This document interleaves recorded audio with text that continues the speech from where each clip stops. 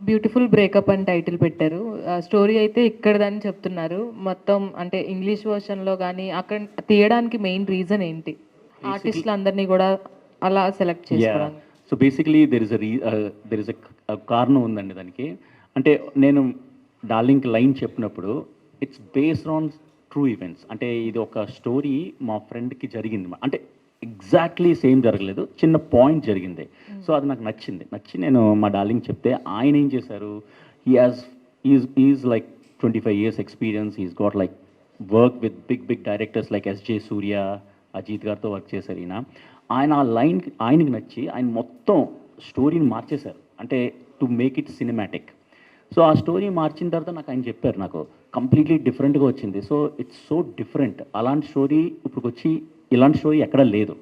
So, మేము అలాంటప్పుడు మేమనుకున్నామంటే okay. Why don't we show to the wider audience? The whole world చూడొచ్చు ఎలాంటి స్టోరీ అని.